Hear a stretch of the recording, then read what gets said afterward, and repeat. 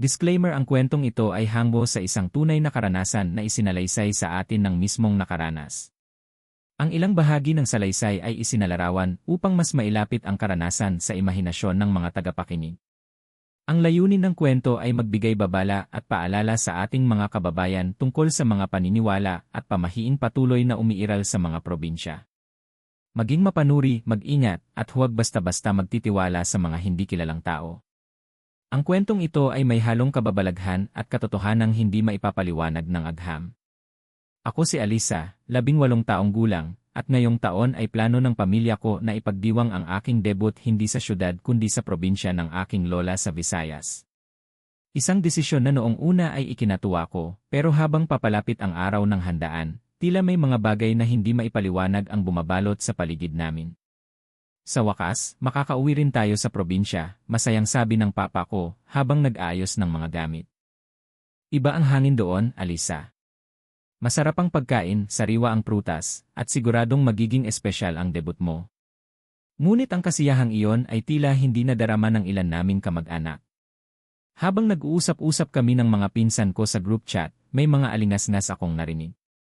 Sigurado ba kayong sa probinsya ni Lola itutuloy ang debut ni Alisa?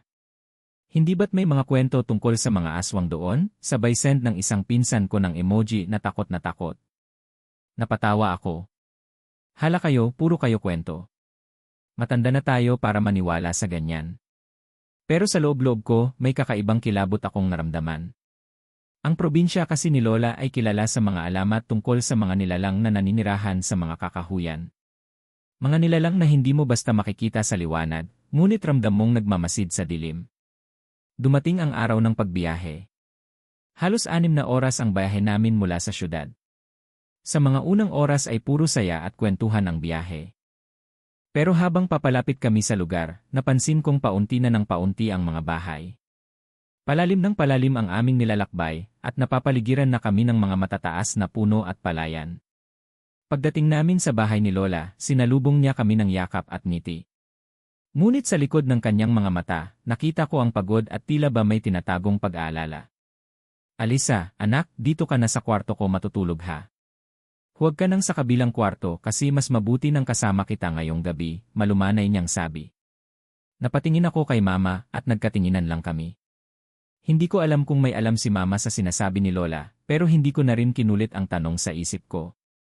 Kinagabihan, habang abala ang lahat sa pag-aayos ng mga mesa at dekorasyon sa labas, napansin ko ang ilang matatandang kapitbahay na nakatanaw lamang mula sa malayo. Hindi sila lumalapit, pero ramdam mong pinagmamasdan nila ang bawat kilos namin. Iha, mag-iingat ka ha. Hindi lahat ng bisita, tao, bulong ng isang matandang babae sa akin habang dumaan siya sa harap ng bahay. Napasinghap ako.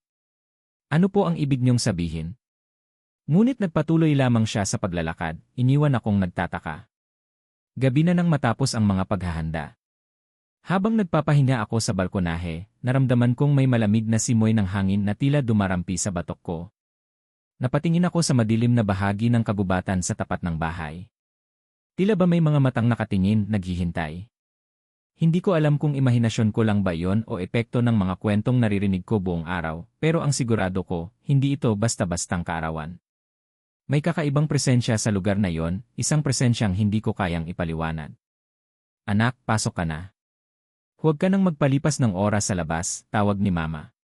May halong kaba ang kanyang boses. Hindi ko na pinilit ang sarili ko. Pumasok na ako sa loob ng bahay at isinara ang pinto. Ngunit bago ko pa man tuluyang maisara, sa gilid ng aking mata, may nakita akong aninong mabilis na dumaan sa dilim, parang isang malaking ibon na may pakpak, ngunit sa hugis ng tao. Hindi ko alam kung anong naghihintay bukas sa araw ng aking kaarawan, pero sigurado ako, may mga bisitang hindi inaasahan ang darating. Mag-aalas 11 ng gabi nang tuluyang tumahimik ang paligid. Ang dating masayang sigawan ng mga kamag-anak habang nag-aayos ng handaan ay napalitan ng katahimikan. Nasa kwarto ako ng lola, nakahiga sa banig habang si mama at papa naman ay abala pa sa kusina. Ngunit sa labas ng bahay, ramdam ko ang bigat ng hangin, parang may mga matang nakatingin sa amin mula sa kadiliman. Lumang bahay ang sa lola ko, yung tipong ang bawat pag-apak mo sa sahig ay may tunog, ang bawat ihip ng hangin ay parang may kaluskos. Pero ngayong gabing iyon, ang mga tunog na iyon ay tila may ibang ibig sabihin. Habang nakahiga ako, biglang may marahan ngunit malinaw na tunog ng paggapang sa bubong. Parang may mga kuko na humahagod sa yero. Dahan-dahan. Paikot. Paulit-ulit. Lola, may naririnig po ba kayong kaluskos? Mahinang tanong ko. Ngunit hindi ako sinagot ni Lola. Nakapikit siya, hawak-hawak ang rosaryo at mahigpit ang kapit sa maliit na bote ng langis. Alisa, huwag kang lalabas ng kwarto ha. Huwag kang titingin sa bintana kung maririnig mo silang kumakaluskos, mahinang bulong niya. Kinilabutan ako. Hindi ko alam kung anong tinutukoy niya pero tumango na lang ako. Maya-maya pa may mahinang tunog na naman. Ngayon, hindi na sa bubong kundi sa bintana mismo, parang may mga kuko na dahan-dahang kumakalabit sa kahoy. Hindi ko maiwasang mapatingin. Sa dulo ng bintana may anino. Mahaba, payat, at tila mayroong mahahabang daliri. Lola, sino yun? Nanginginig kong tanong. Ngunit bago pa siya makasagot, may malakas na sigaw mula sa labas. Aling Rosa! Lumabas kayo dyan! May naiwan kayong bisita sa labas. Boses iyon ng isang lalaki. Pero sa tono ng kanyang pananalita, may malamig na pangingilabot. Hindi ito parang boses ng isang kapitbahay, kundi boses ng isang nilalang na nagpapanggap lamang bilang tao. Nariyan ba si Alisa? Tanong ng boses, ngayon mas malambing, ngunit mas nakakakilabot. Napakapit ako kay Lola. Nararamdaman kong nanginginig siya. Anak, huwag kang magpapakita. Kailangan nilang umalis nang hindi ka nila makita, mahina niyang bulong habang pinapahid ang langis sa aking noo. Ang mga kaluskos sa bubong ay tila lalong lumakas. Parang may biglang bumagsak sa bubong at gumapang sa gilid nito. Sa bintana, may anino ng ayon ng isang mukha, malaki ang mga mata, matulis ang ilong, at mapipilasin ang ngiti. Pero sa kabila ng takot, pinilit kong hindi magpakita. Ipinikit ko ang aking mga mata at mariing tinakpan ang aking tenga. Ngunit sa kabila ng lahat, dinig ko pa rin ang mga bulong. Alisa, handa na ang regalo namin sa'yo, parang musika na lumalapit sa akin ang boses. Parang may hatak na hindi ko maipaliwanag. Ngunit biglang bumukas ang pinto at pumasok si Papa, hawak ang isang itak. Nasa loob ng bahay ang anak ko. Umalis kayo dito, sigaw niya. Sa isang iglap, naputol ang mga kaluskos. Wala nang aninong makikita sa bintana. Ngunit alam kong hindi pa sila umaalis. Ramdam ko pa rin ang bigat ng presensya nila. Mag-ayos tayo ng proteksyon sa buong bahay, utos ni Papa kay Lola. Alam kong hindi pa tapos ang gabi. Habang naglalagay kami ng mga bawang sa paligid ng bintana at pinapahid ng langis ang mga post ng bahay, hindi ko maiwasang mapaisip kung bakit tila kami ang pinupuntirya ng mga nilalang na iyon. Ano ba talaga ang nangyayari, Lola? Bakit parang gusto nila akong kunin? Nanginilid ang luha kong tanong. Napabuntong hininga si Lola. Anak, hindi lang ito basta aswang na nananakot. Matagal nang may ugnayan ang pamilya natin sa kanila. May utang silang kailangan naming bayaran at ikaw ang kabayaran. Parang biglang lumamig ang paligid. Naintindihan ko na ang kaarawan ko pala ay hindi basta kasiyahan lang. Isa itong paanyaya para sa mga nilalang sa dilim. Ngunit sa isip ko, hindi ako papayag na basta na lang kunin nila ako. Hindi ko alam kung anong klaseng gabi pa ang naghihintay sa amin, pero alam kong magsisimula pa lang ang bangungot. Hindi ako makatulog buong gabi. Ang bawat tunog ng hangin sa labas, bawat kaluskos sa kisam, ay tila may ibig sabihin. Parang may mga matang nagbabantay, naghihintay ng tamang pagkakataon. Kinabukasan, habang abala ang lahat sa paghahanda para sa aking kaarawan, pinilit kong hanapin si Lola. Nakaupo siya sa likod ng bahay, hawak ang isang lumang kwaderno na puno ng mga simbolo at sulat kamay na orasyon. Lola, ano ba talaga ang nangyayari dito? Kanina pa ako nagtataka sa mga kilos mo. Bakit parang may tinatago ka sa akin? Tanong ko sa kanya habang nauupo sa tabi niya. Tahimik muna siyang nagbuntong hininga bago nagsimulang magsalita. Alisa, may mga bagay na hindi mo maintindihan kung hindi mo naririnig ang buong kwento. Ang probinsyang ito, hindi ito basta-bastang lugar. Ang ating pamilya, anak, ay matagal nang may kasunduan sa mga nilalang ng dilim. Napakunot ang noo ko. Anong kasunduan, Lola? Matagal ng panahon, bago pa ipanganak ang lola ng lola mo, ang ating pamilya ay tinulungan ng isang matandang babae na sinasabing tagapangalaga ng kabubatan. Pinagaling niya ang isang ninuno natin mula sa isang malubhang karamdaman. Ngunit may kapalit ang kagalingang iyon. Tumigil siya saglit, parang inaalala ang bawat salita. Ano pong kapalit, mahina kong tanong. Bawat ika-30 taon, kailangan nilang kunin ang isa sa mga babae sa ating lahi bilang kapalit. At ngayong ikaw ang unang babaeng isinilang sa panibagong 30 taon, tumulo ang luha sa kanyang mga mata, ikaw ang napiling alay. Nanlaki ang mga mata ko. Hindi ako papayag, Lola. Hindi tayo papayag. Naiintindihan ko ang nararamdaman mo, anak. Kaya nga't sinisikap kong baguhin ang kapalaran mo. Hindi tayo magpapatalo sa kanila. Pero kailangang mag-ingat. Hindi sila umaatake sa liwanag ng araw, pero kapag dumilim na, gagawin nila ang lahat para makuha ka. Maya-maya pa, lumapit si Mang Pilo, ang matandang katiwala ni Lola. May dala siyang mga supot ng asin at bawang. Aling Rosa, ilalagay ko na po ang mga ito sa paligid ng bahay. Pero hindi tayo pwedeng magtiwala sa lahat ng bisita mamaya. May mga magtatago sa anyo ng tao, seryoso niyang sabi. Doon ko unang narinig ang tinatawag nilang dayo, mga aswang na kayang mag-anyo ng ordinaryong tao, pumapasok sa mga handaan at pinaghahandaan ang kanilang target sa gitna ng kasiyahan. Anak, mamayang gabi, kapag nagsimula ang salo-salo, huwag kang lalayo sa amin. Lalo na kung may mag-aalok sa'yo ng pagkain o inumin. Hindi lahat ng nag-aabot ng regalo, tunay na kaibigan, bili ni Lola habang pinapahid sa akin ang langis na mabango, ngunit matapang ang amoy. Habang abala ang lahat sa mga paghahanda, napansin ko ang ilang mga bisitang unti-unting dumarating. Karamihan sa kanila'y mga kamag-anak, pero may ilan na hindi ko kilala. May isang babae na nakaputing bestida, mahaba ang buhok, at matalim ang mga mata. Hindi siya umingiti, pero ramdam kong tinitingnan niya ako mula ulo hanggang paa. Lola, sino po yung babaeng iyon? Tanong ko habang nakatago kami sa may pinto. Siya ang tinatawag nilang Manang Pilar. Isa siya sa mga alagad ng matandang tagapangalaga. Hindi siya umaalis sa lugar na ito kapag may handaan. Bantayan mo ang kanyang mga kilos, mahigpit na bilin ni Lola. Habang papalapit ang gabi, lalong bumibigat ang pakiramdam ko. Ang dating masayang okasyon ay tila naging isang paligsahan ng panlilinlang at pagtatago. Ramdam kong isa lang akong isda sa gitna ng mga buwaya. Anak, hindi mo sila kailangang labanan mag-isa, sabi ni Mama habang niyayakap ako.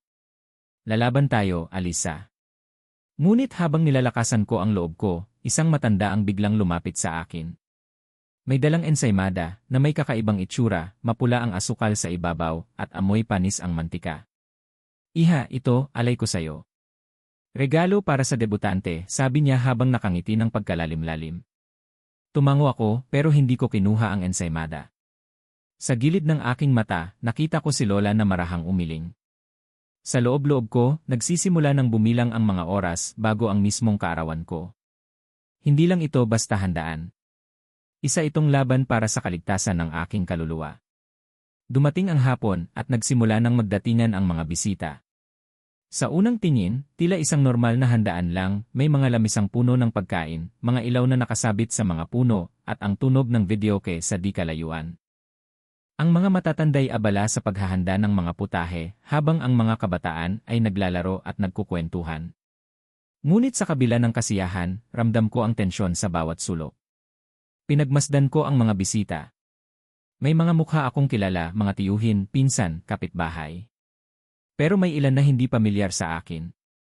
May isang grupo ng matatandang babae na tila hindi umiimik, nakaupo lang sa isang tabi, tahimik na nakatitig sa akin.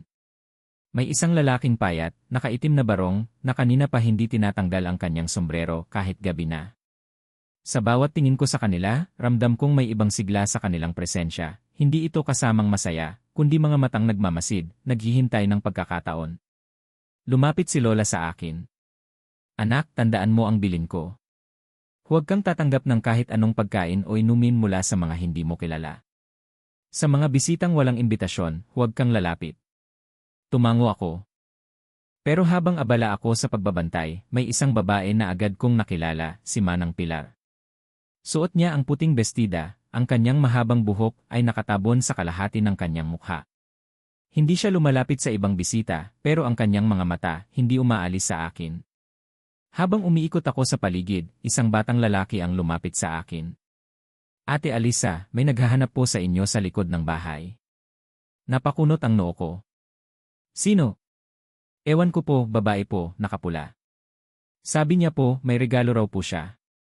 Alam kong ito'y isang bitad. Pero sa halip na sumunod, nagkunwari akong papunta sa loob ng bahay. Hindi ko na malayang sumunod pala si Manang Pilar. Sa gilid ng aking mata, nakita ko siyang nakasunod, nagmamasid. Biglang nag-brown out. Nagsigawan ang mga bisita. Ang liwanag ng buwan lang ang nagsilbing ilaw ng buong paligid. Dito nagsimula ang kaba sa dibdib ko. Huwag kayong gagalaw. Manatili kayo sa gitna ng bakuran, sigaw ni Papa, habang nagbubunot ng posporo upang sindihan ang mga lampara. Ngunit sa dilim, ramdam ko ang pagdami ng presensya. Parang may mga anino na gumagalaw sa paligid, mabilis, maliksing kumikilos, tila naglalaro ng habulan sa dilim. Nang muling bumukas ang ilaw ng lampara, napansin ko agad ang ilang bisita na tila nag-iba ng anyo. Ang dating normal na mukha, ngayoy mapuputla, ang mga matay mapula, at ang mga ngiti lumalalim. Sa gitna ng kaguluhan, lumapit sa akin si Manang Pilar. Alisa, hindi mo na kailangang matakot. Parte ka ng amin. Matagal ka na naming hinihintay. Ramdam ko ang lamig sa kanyang mga salita. Parang may hinahatak sa loob ko na sumama sa kanya. Ngunit bago pa man siya makalapit ng tuluyan, inihagis ni Lola ang isang supot ng asin sa kanyang harapan. Aalis ka sa harap ng apo ko, Pilar. Hindi pa ngayon ang panahon niya, galit na sigaw ni Lola. Napaatras si Manang Pilar, at sa isang iglap, nakita ko ang kanyang tunay na anyo, mahaba ang dila, ang kanyang mga kuko ay tila mga pangil, at ang kanyang mga mata ay naglalagablab sa pula. Ngunit sa isang iglap, bumalik siya sa anyo ng isang matandang babae, at naglahong parang bula sa dilim. Nagsimulang magtakbuhan ang ilang bisita. Ang mga hindi aswang ay nagsigawan sa takot, habang ang mga dayo ay unti-unting naglalakad palayo, alam nilang hindi pa sila pwedeng umatake ng harapan. Lola, hindi pa ba sila titigil? Kailan sila aalis? Nanginginig kong tanong. Hindi sila titigil hanggat hindi nila nakukuha ang gusto nila, Alisa. Kaya kailangan nating maging matatag. Hindi pa tapos ang gabi, sagot ni Lola habang mahigpit ang hawak sa aking braso. Habang nagkakagulo ang lahat, isang tanong ang paulit-ulit na sumasagi sa isip ko, ano bang meron sa akin at bakit nila ako gustong kunin? Alam kong hindi ito matatapos sa simpleng paglalagay ng bawang at asin.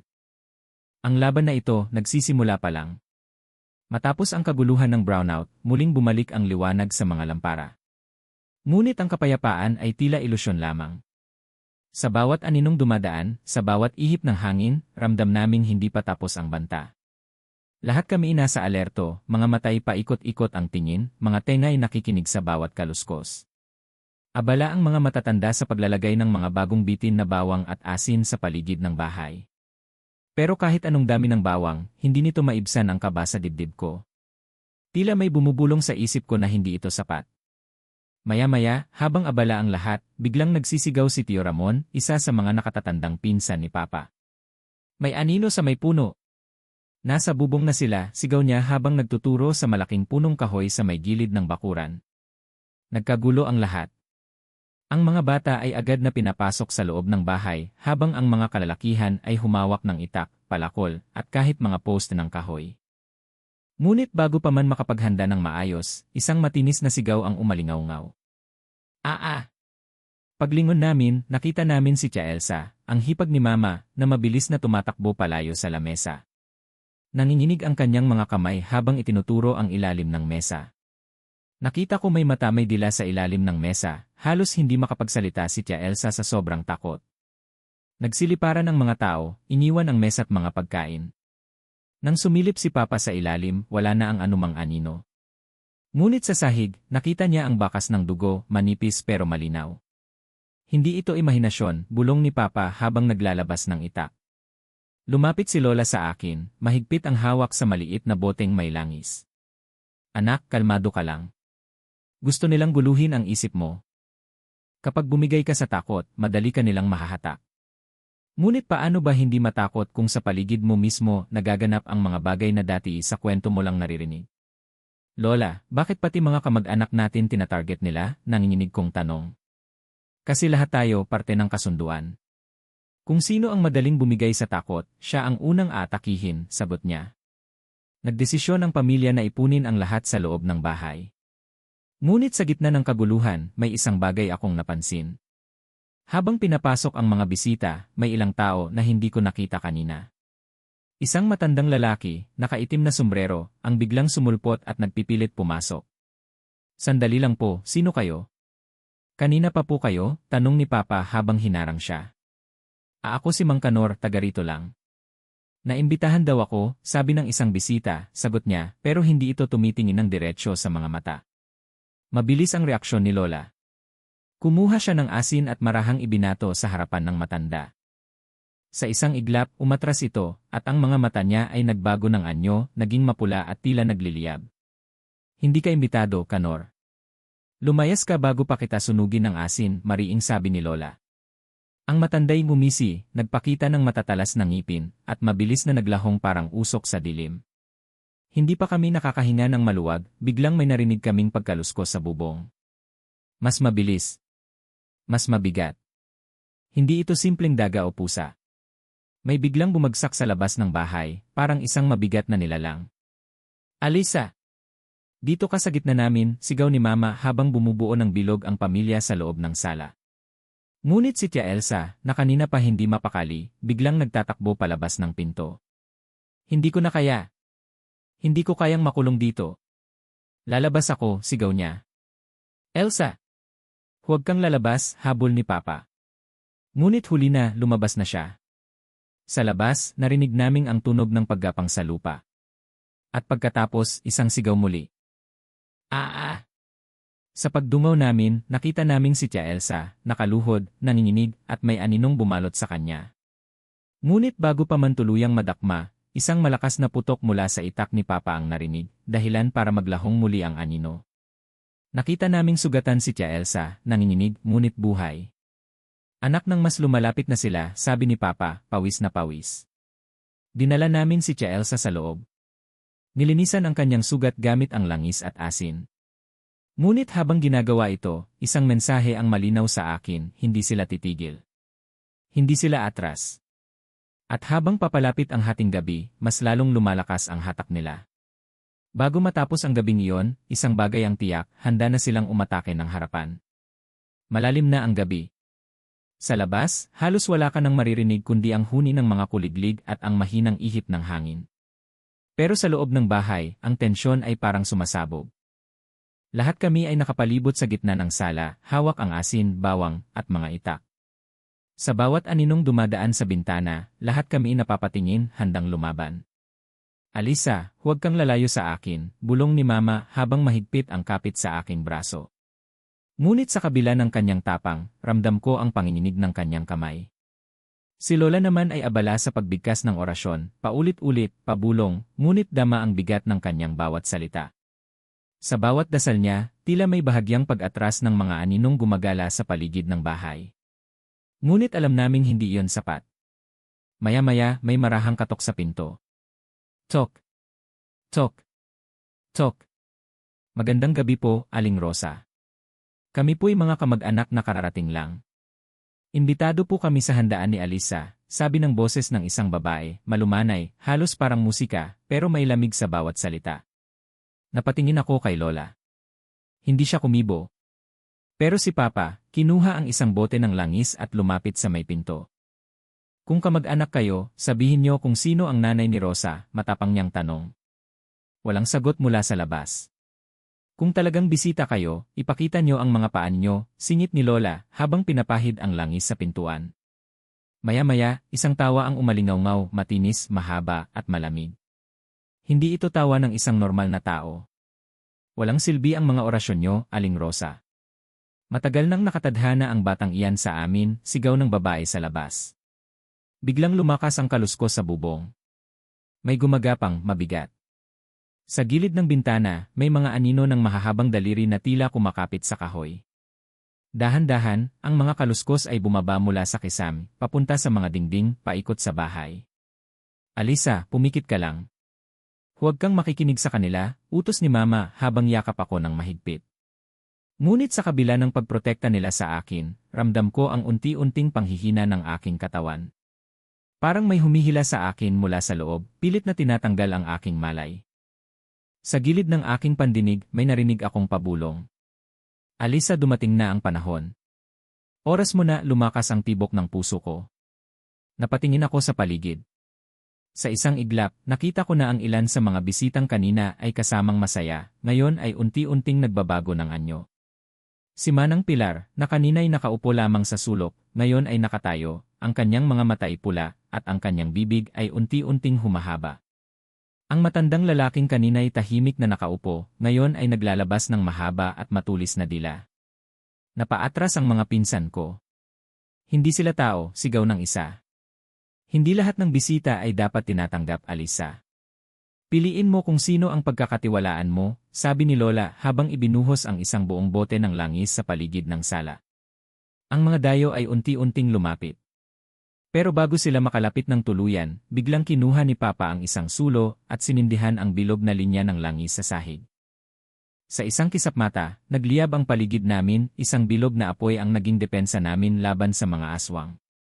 Hindi pa tapos ang laban, Rosa, sigaw ng isang aswang bago ito biglang naglaho sa likod ng usok.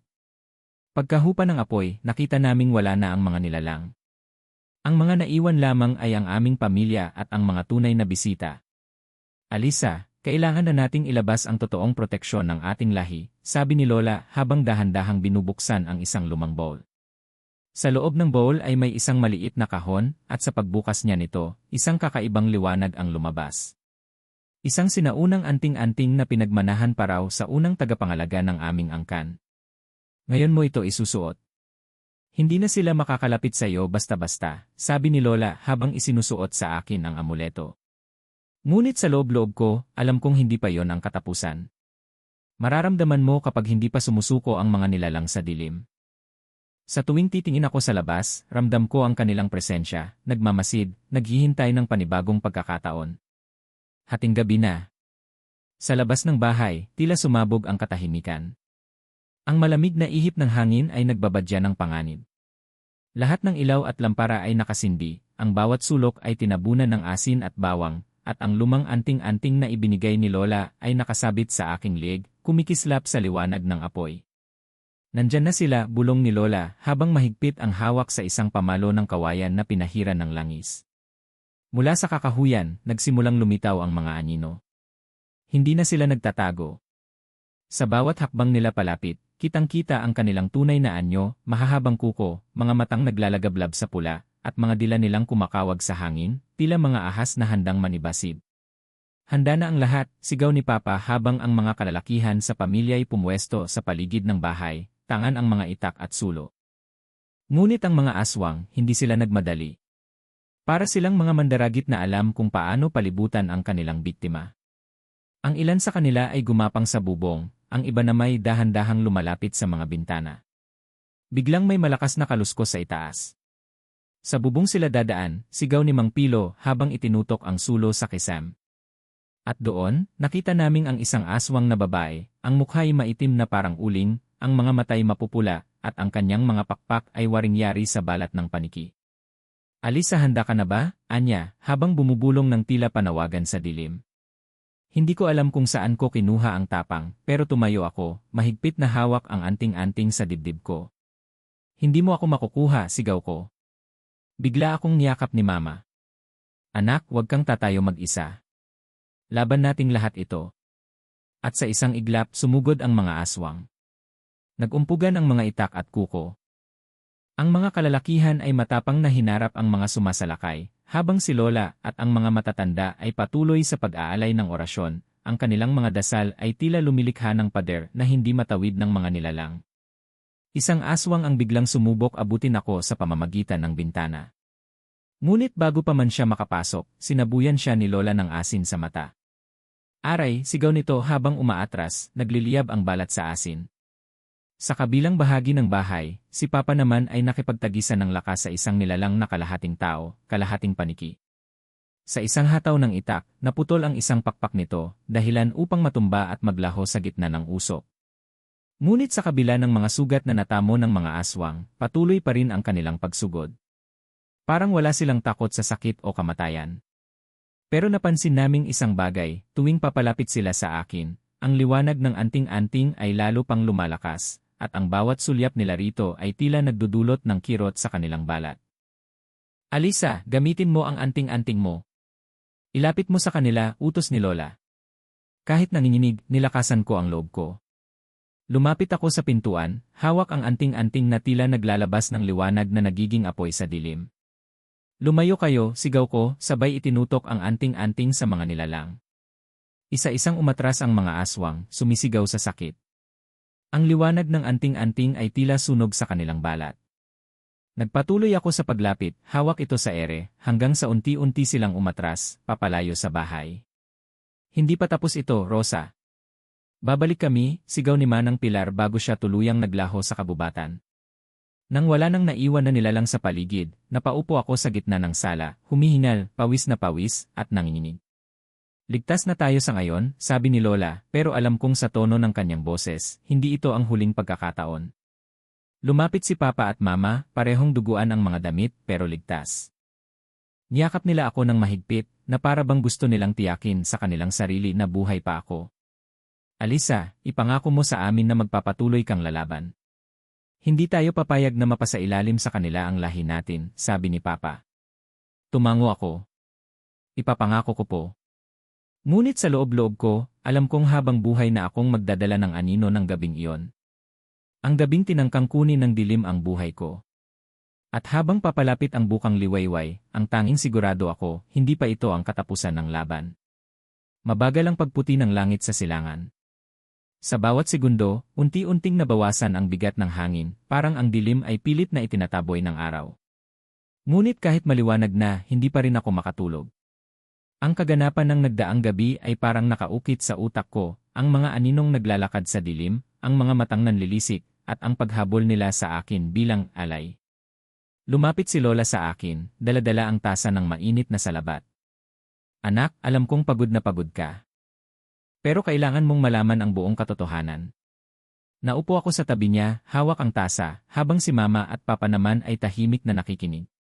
Doon ko unang narinig ang lihim ng aming pamilya na matagal nang tinatago sa akin. Alisa, ang anting-anting na nasa iyo ngayon, yan ang huling piraso ng proteksyon ng ating lahi.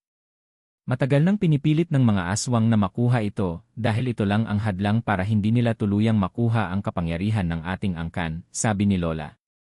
Pero bakit ako, Lola? Bakit hindi na lang iba? Ano bang meron sa akin? Tanong ko habang nararamdaman ko ang panginginig ng aking kamay. Dahil ikaw ang huling babae na isinilang sa tuwing ika-30 taon. Ang lahi natin ay may dugo ng mga tagapangalaga, at ikaw ang natitirang susi para tuluyang masira ang sumpang kasunduan. Kung nakuha ka nila, matutupad ang luma nilang plano, ang lubos na pagbalot ng dilim sa ating angkan at ang pagkabura ng proteksyon ng ating pamilya sa lahing ito. Nagpatuloy si Lola, noong gabing iyon, nang itinapat mo ang anting-anting sa kanila, hindi mo lang sila itinaboy. Nasira mo ang pader na nagkukubli sa kanila sa anyong tao. Ngayon, mahihirapan na silang magtago. Hindi sila basta makakalapit sa atin gaya ng dati. Napaisip ako. Kung ganoon, tapos na ba ang sumpa? Hindi pa ito ang huli. Pero binasag mo ang kanilang kalasad. Hindi na tayo ang magtatago ngayon, Alisa. Sila na ang haharap sa liwanag, sagot ni Lola, sabay hawak sa aking kamay. Habang lumiliwanag ang paligid, isa-isang lumapit ang aming mga kamag-anak. Lahat sila'y nagpasalamat, niyakap ako, at sa bawat yakap nila, ramdam ko ang pag-alis ng bigat sa dibdib ko. Ang dating takot ay unti-unting napalitan ng tapang. Tandaan mo, anak, sabi ni Papa, hindi ka nag-iisa sa laban. Ang pamilya natin, magpakailanman, ay tagapangalaga. Hindi nila tayo kailanman masisira hanggat buo tayo. Maya-maya, dumating si Mang Pilo, dala ang balita. Lola Rosa, Alisa, may mga natagpuan sa may sapa. Mga balat ng tao, mga lumang damit, at mga bakas ng aswang na hindi na nakabalik sa anyong tao. Lalong lumalim ang ngiti ni Lola. Sabi ko na't nawalan na sila ng kalasad. Kailangan na lang nating siguruhin na wala nang ibang makakakuha ng anting-anting na ito. Tumayo ako, hinarap ang buong pamilya, at sa harap nila, isinabit ko sa leg ko ang anting-anting. Simula ngayon, hindi ko lang ito dala para protektahan ang sarili ko. Dadalhin ko ito para sa ating lahat. Nagpalakpakan ang lahat. Sa unang pagkakataon matapos ang gabing puno ng takot, ramdam ko ang liwanag ng umaga na walang halong pangamba. Ngunit sa loob-loob ko, alam kong hindi pa tapos ang lahat. Ang mga nilalang sa dilim ay may paraan ng pagbabalik. Ngunit ngayon, hindi na ako ang alisang takot at nagtatago. Ako na ngayon ang alisa na tagapangalaga, handang lumaban. Sa huling sulyap ko sa kabubatan, tila nakita ko ang isang pares ng mata na nakamasid, pero imbes na matakot, ngumiti ako. Hindi na sila ang naghahabol ngayon. Dalawa.